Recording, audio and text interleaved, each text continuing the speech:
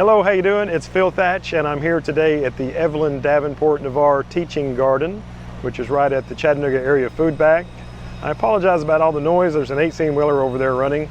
But today I'm going to do some macro photography. I've got the Canon R6 Mark II, the RF 100mm macro lens, the Meike MK-320 flash, and my CraftyBells diffuser.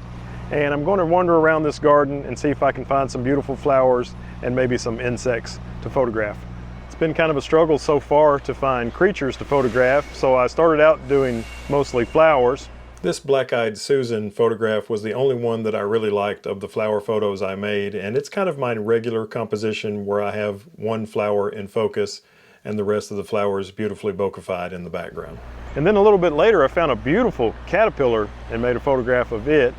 I did a quick Google image lookup and found out that this caterpillar, when it becomes a butterfly, it will be a beautiful pipevine swallowtail butterfly. Isn't that awesome? And then I ran across a dragonfly that sat still long enough for me to make a couple of photos.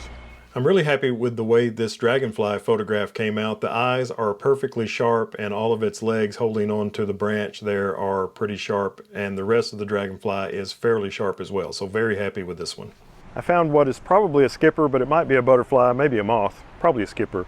It was in these flowers here in this area, kind of behind the garden, making its rounds, and I made a shot or two of it on a couple of different perches. This is a silver spotted skipper. I've definitely photographed this species before, but I believe this was the first time I've photographed a silver spotted skipper this year. And I got two poses, one on that bloom, and then here's a smaller bloom that the skipper was so heavy it was bending it over. Really happy with both of these shots. I'm always enjoy photographing skippers. I went into the fenced in part of the garden back there for a little while and didn't really have that much luck.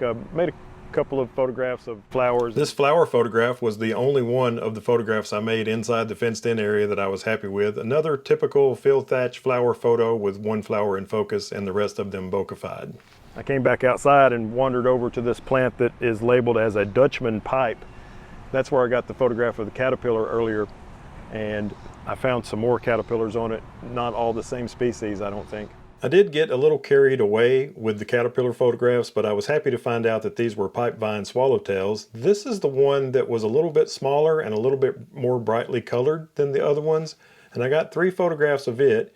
And Google image lookup says that this is also a pipevine swallowtail, so it must be a younger caterpillar than the ones that look more like this.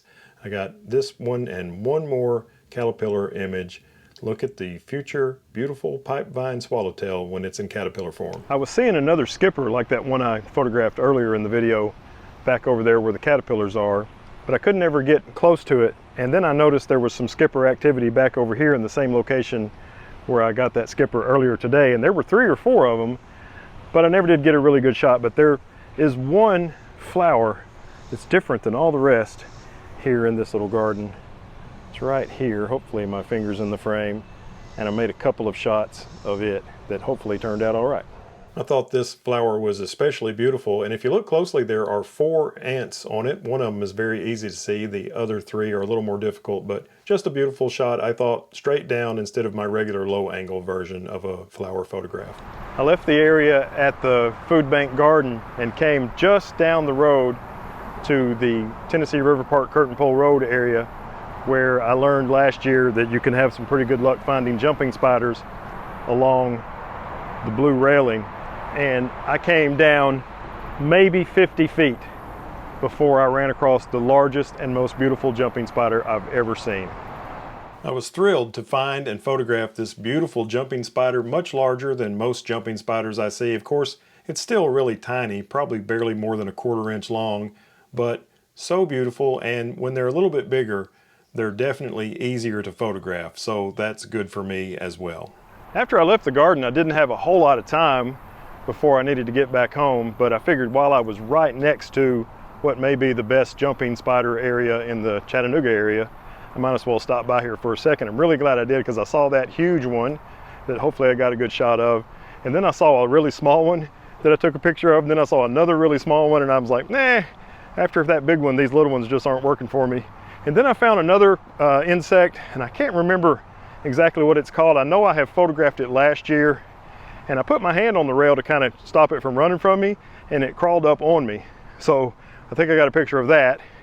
Here is a much more normal sized jumping spider, probably about half the size of the previous one. Still very beautiful, and I always am thrilled to photograph them, but when I saw the second one after photographing this one twice, I didn't make any shots of it, and I continued to look for more large ones.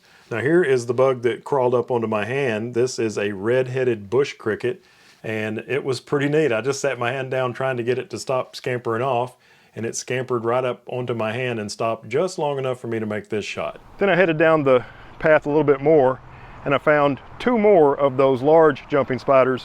One, I got a phone call right when I saw it, so I took that call, and by the time I was done with the call, I had lost it.